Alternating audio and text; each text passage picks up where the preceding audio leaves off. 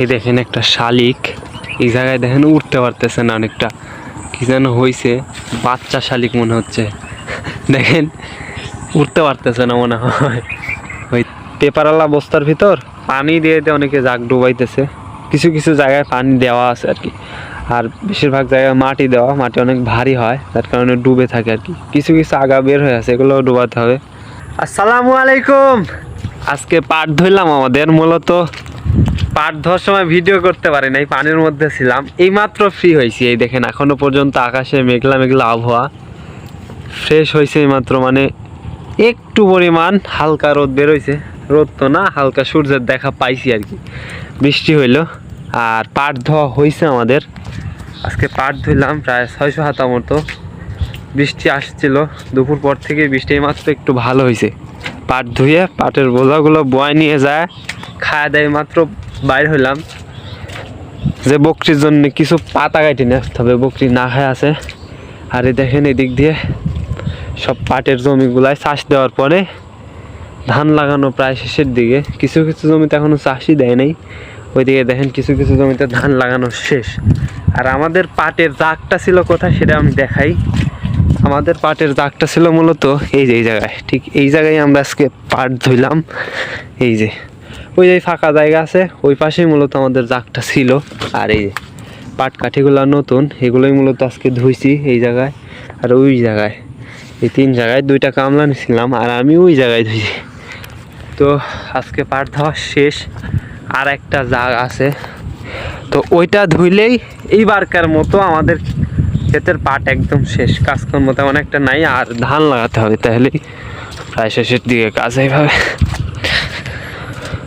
প্রায় বেশিরভাগ জাগই মোটামুটি ধোয়া শেষের দিকেই দেখেন, কেননা পাট আর নাই।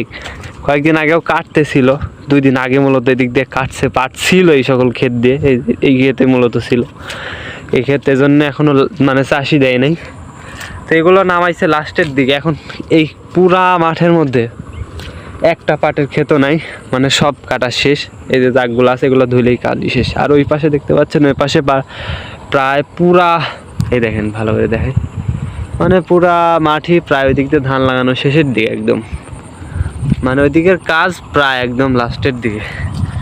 শুধুমাত্র আমাদের এই পাশের এই জোলার এই পাশের মাঠটাতে এখন পর্যন্ত কাজ শেষ হয় নাই, মানে চাষবাস হচ্ছে, আস্তে আস্তে শেষ হয়ে যাবে আশা করা যায়।